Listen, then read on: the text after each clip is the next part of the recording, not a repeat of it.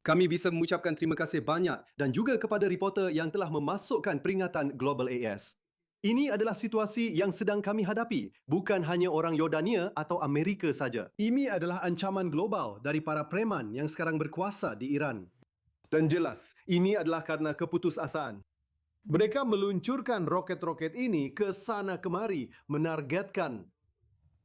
Mereka biasanya mengatakan atau mengklaim bahwa mereka menargetkan setan besar dan setan kecil yang merujuk pada Amerika dan Israel.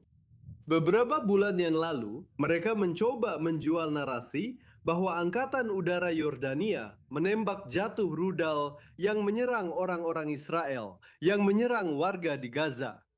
Itu terbukti sebagai kekeliruan dan klaim yang salah.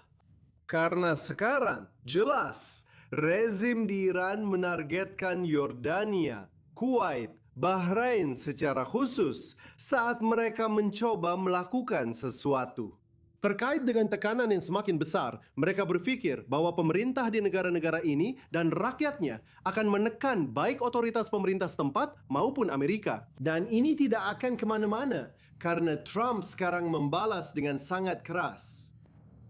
Semua orang di kawasan itu, tidak hanya Yordania khususnya kawasan Teluk, menunjukkan pengendalian diri, tetapi mengatakan bahwa itu ada batasnya. Kesabaran seperti ini, seperti yang diungkapkan oleh beberapa pejabat, akan berakhir.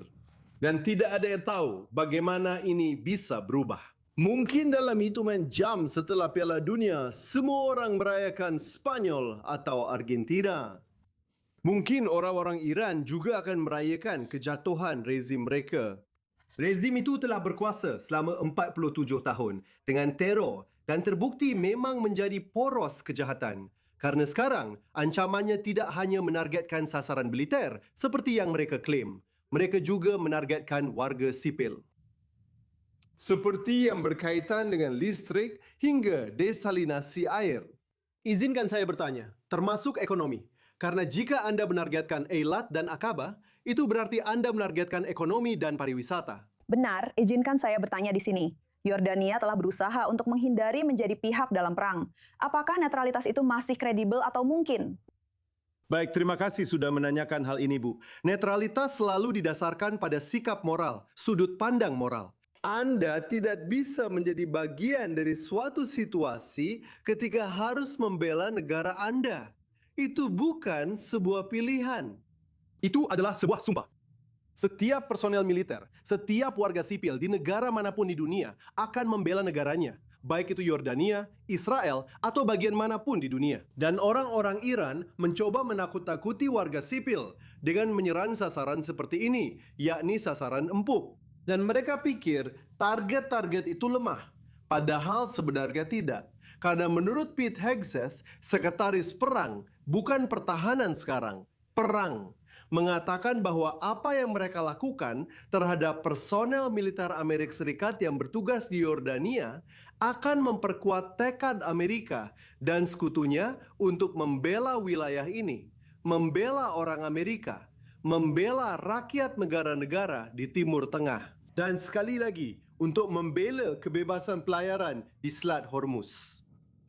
Baiklah, Bashar Jarar, terima kasih banyak telah bergabung bersama kami sore ini. Kami sangat menghargainya. Sama-sama, terima kasih sudah mengundang saya. Terima kasih. Dan sekarang untuk informasi lebih lanjut tentang hal ini, bersama saya di studio adalah koresponden senior Timur Tengah, Ariel Oseron.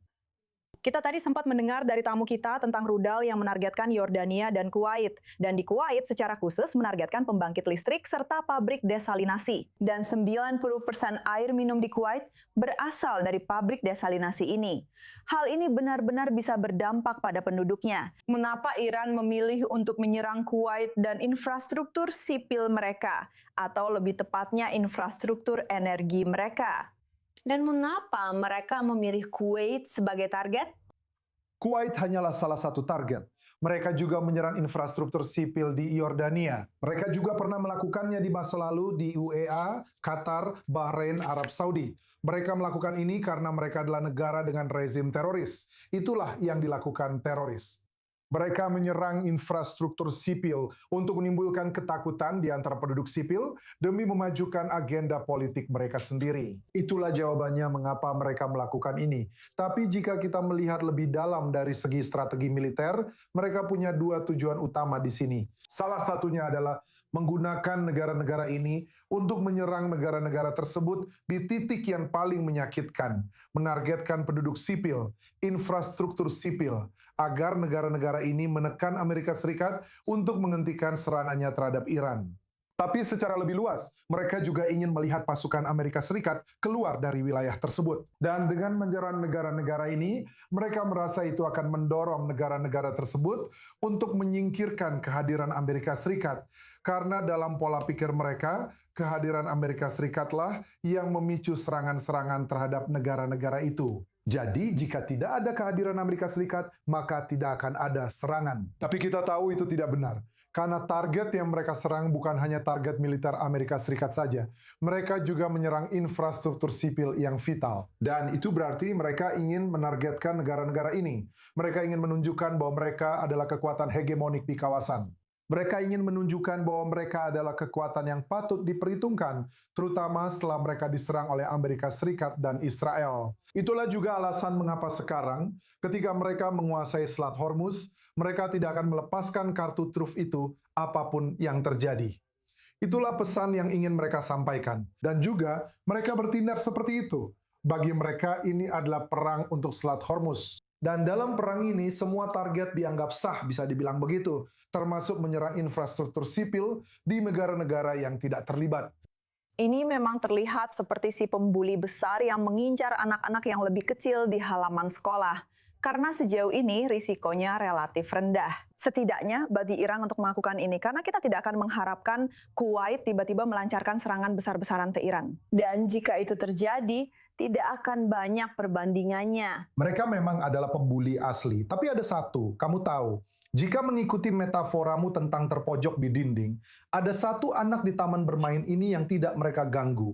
Dan itu adalah Israel. Dan itu karena mereka takut akan pembalasan Israel. Seperti yang kamu katakan, mereka tahu bahwa menyerang negara-negara seperti Kuwait, Yordania, yang memiliki militer kecil, dengan kemampuan militer terbatas untuk membalas, mereka tahu bahwa itu adalah target yang mudah. Tapi sejauh ini mereka menahan diri untuk tidak menyerang Israel, karena mereka tahu itu akan mendatangkan penderitaan besar bagi mereka, jika kita menggunakan istilah yang pernah digunakan Presiden Trump di masa lalu. Pada akhirnya, yang mereka coba lakukan adalah menegaskan dominasi regional mereka, mencoba menunjukkan bahwa mereka tidak akan lagi diserang dan hanya berdiam diri. Sangat disayangkan bahwa pembalasan mereka ditujukan kepada warga sipil tak bersalah dan infrastruktur sipil di negara-negara yang sama sekali tidak terlibat dalam menargetkan mereka. Dan itulah sebabnya tujuan mereka tidak akan tercapai. Alih-alih menjauhkan negara-negara Arab Teluk ini dari Amerika Serikat, hal itu justru hanya membuat mereka makin dekat dengan Amerika Serikat.